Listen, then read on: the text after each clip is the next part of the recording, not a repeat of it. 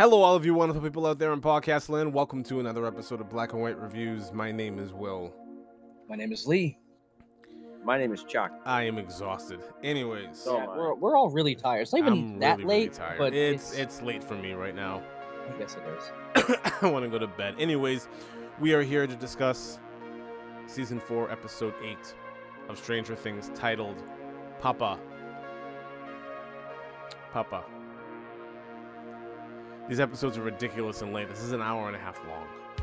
Yes. And the two of you just reminded me that the finale of this thing is 2.5 hours.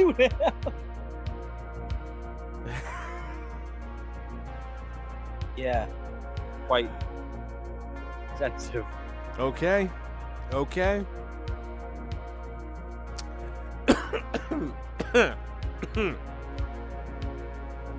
For an episode that's an hour and a half long, though, okay. Yeah, I mean, overall, it was a toned down superhero. That's the movie. theme of the night. This is the theme of the night. Uh, Oh my god. All right, Chuck, I'm what did you think sorry. about this episode? How are you feeling? I always start with you. I'm going to start with you here. What are you? Yeah. Thoughts? Oh God, you showed me a picture of Will.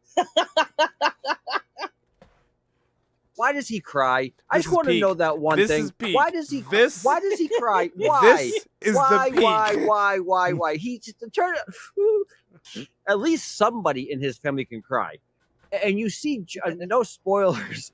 But I mean, you see Jonathan looking through the mirror, the rear view mirror, watching this whole. So you know what he knows. well, Oh, now he yeah. knows. Yeah. Yeah. Right. He knows But- now.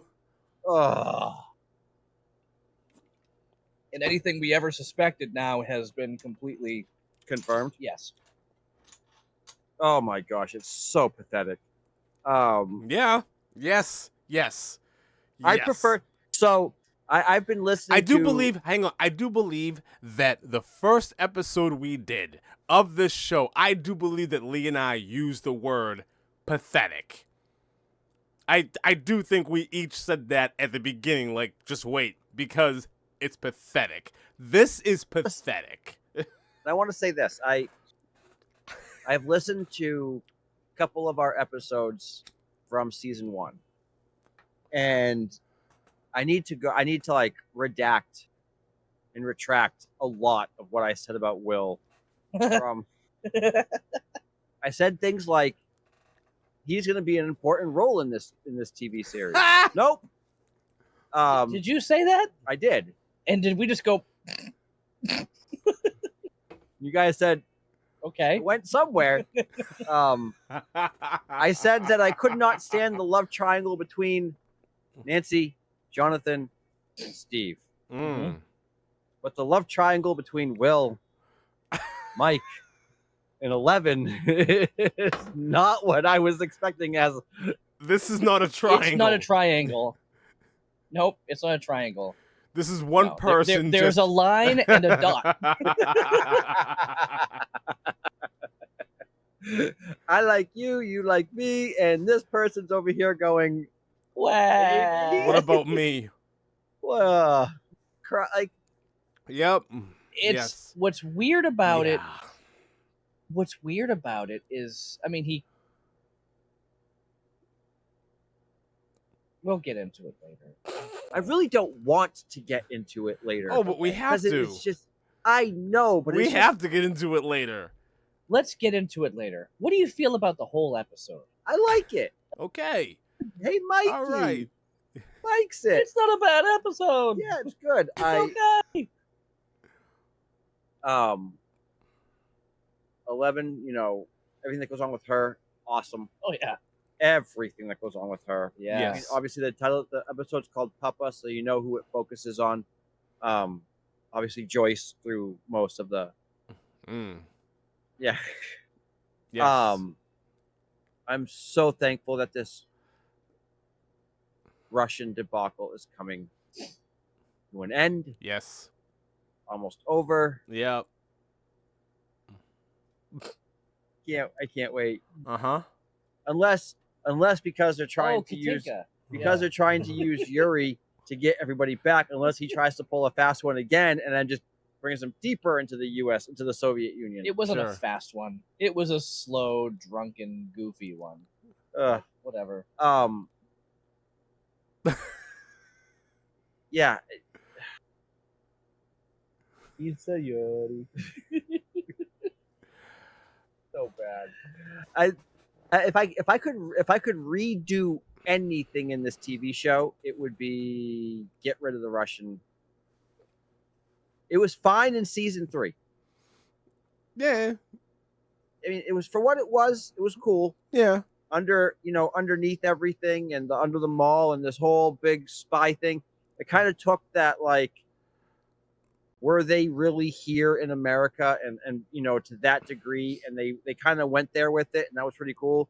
Mm-hmm. They should have stopped there, though. I This agree. This is not a Cold War TV show. This is a science fiction,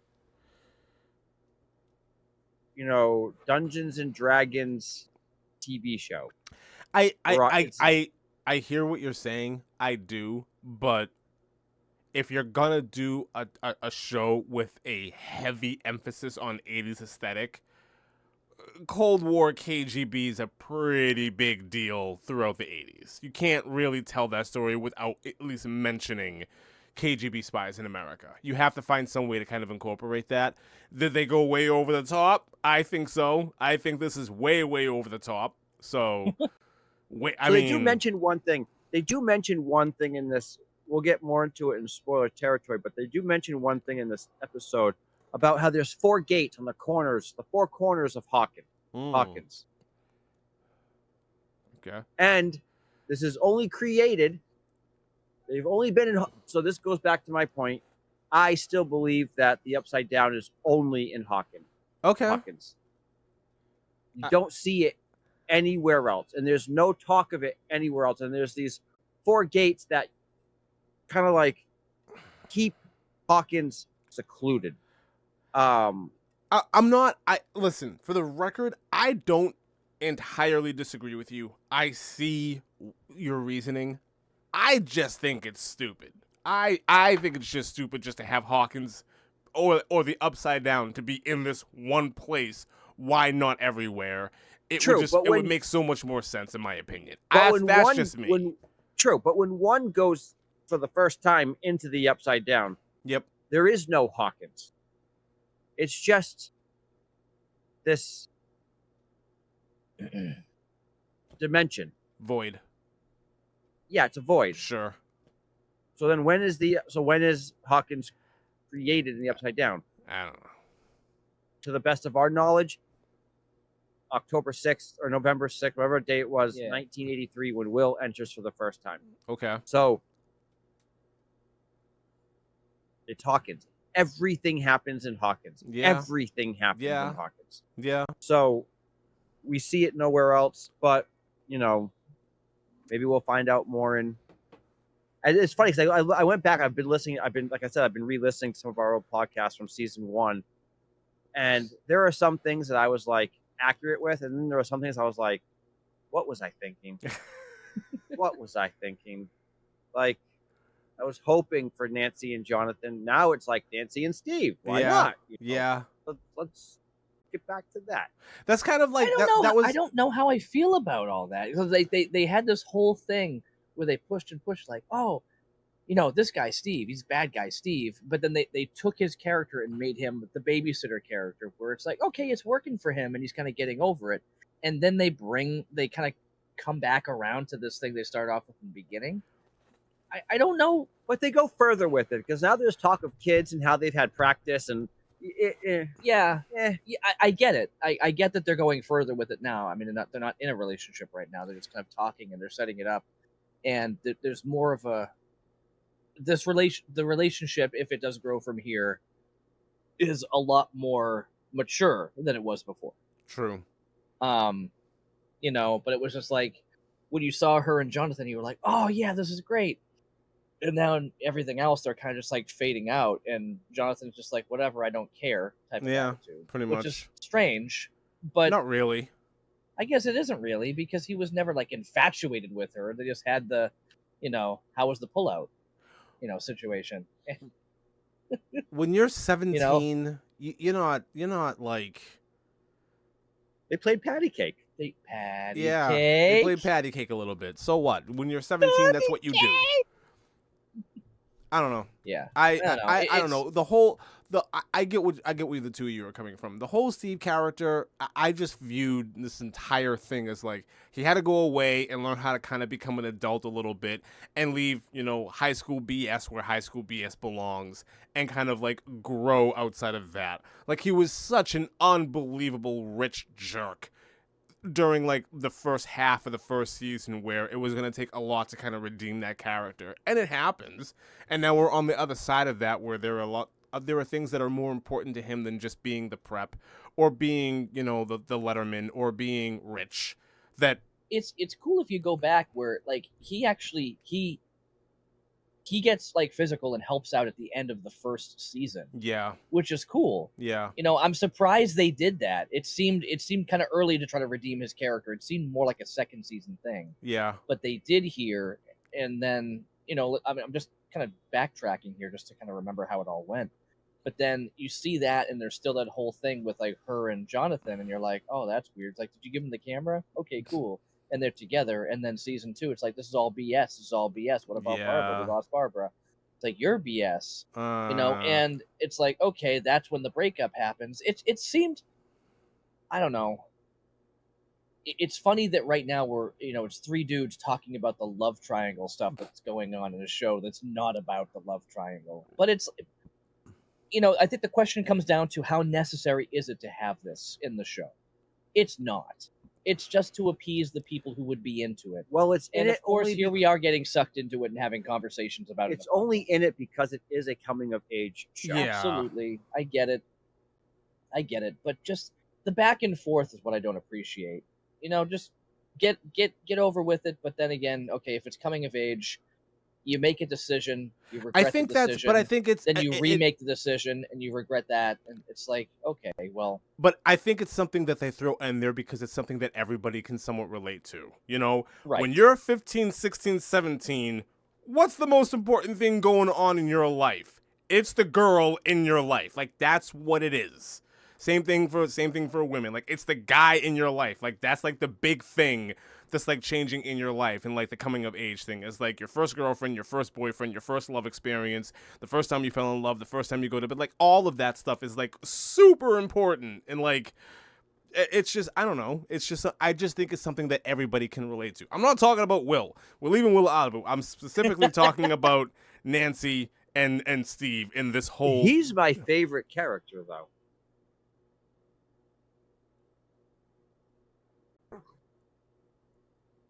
Will's your favorite character?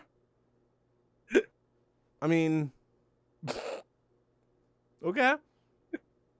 You guys both stopped like immediately. You're like, what? Okay. All right. If sure. I was serious, and If that you were was your serious. response. If you were serious about Will being your favorite character, I would question your tastes in what you thought good cinema or good TV is. I would seriously like, what? Okay. Like it would be one thing if he was like a main and he was actually like doing stuff, but he's not. He's just like painting a picture and crying. He's been painting that picture for like 2 seasons now, hasn't he? He's been working on it for a while.